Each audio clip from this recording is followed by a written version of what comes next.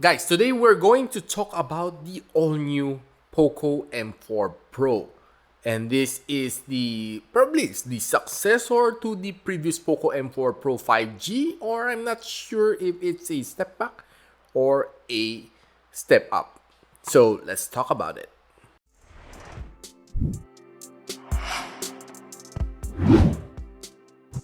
So hi guys, it's me Mitch2 of Xiaomi Review and welcome back to my channel. Upon opening the box, we can see that there's a small pouch inside with the POCO logo.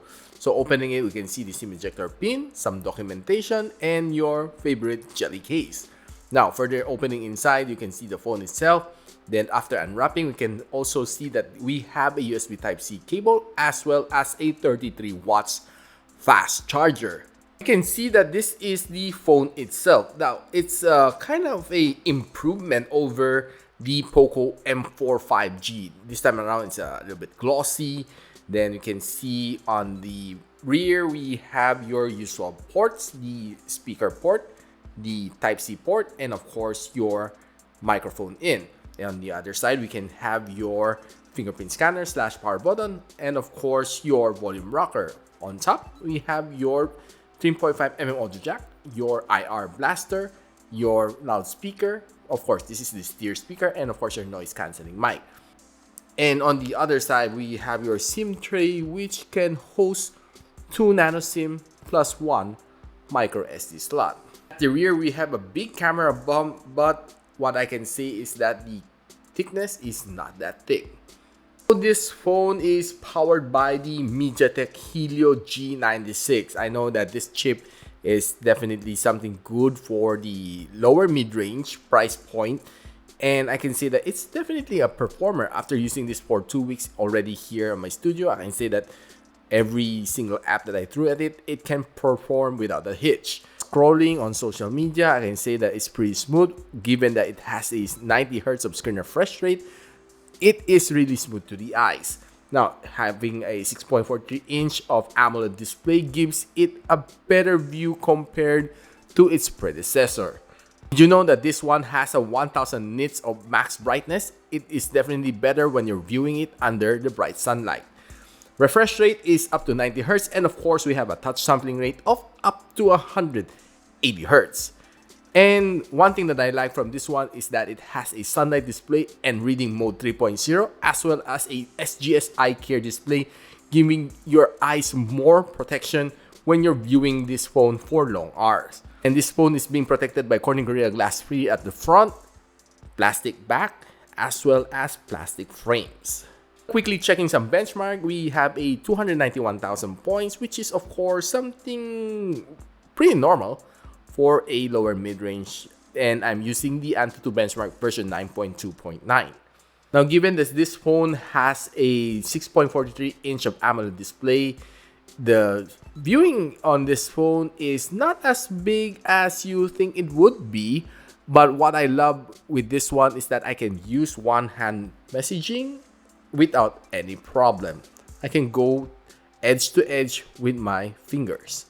Now, watching videos on this one is definitely good. It has a color range of DCI-P3, giving it more color reproduction on this phone. And of course, AMOLED display, black is blacker, more punchier colors, giving you that better resolution when you're viewing your favorite TV shows.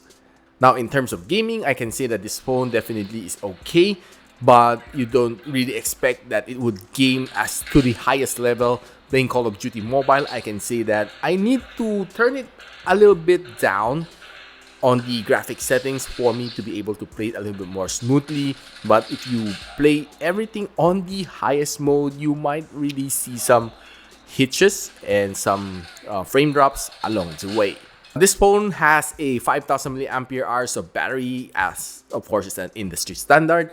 Having a fast charge of 33 watts is definitely good. I was able to charge this phone from 18% to 100 in just 1 hour and 30 minutes. Well, it's not the fastest, but of course it's just an average. Now, this phone has 3 color variants. It has the Cool Blue, Power Black, and POCO Yellow. Normally, the POCO Yellow might come a little bit later after the launch. Now, checking the camera performance, this one has a 64MP main shooter. It also has a 8MP ultra-wide lens and 2MP macro camera. It also sports a front camera of up to 16MP and recording up to 1080p 30 FPS. Now, I did take this phone out for a little walk, and outdoor I can say that was taking some good photos.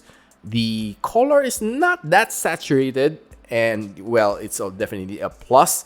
And outdoors, the photos are quite punchy. I love it. And of course, some indoor shots, I can see that it's sometimes a little bit grainy when you, well, have low lights, and the selfie camera was able to perform good outdoors, but under low lightings, it can suffer a bit. For video quality, I can say that the front and rear camera was able to perform okay.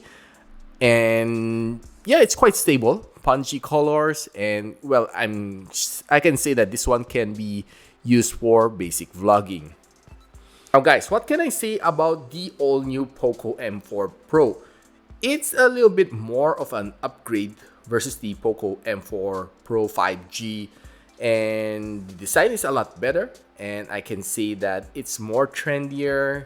The screen display is better, the camera is a little bit better, and overall performance is good. Of course, it lacks 5G, which is, of course, let's just say it's the future of mobile internet, but well, I can say that many places still doesn't have 5G.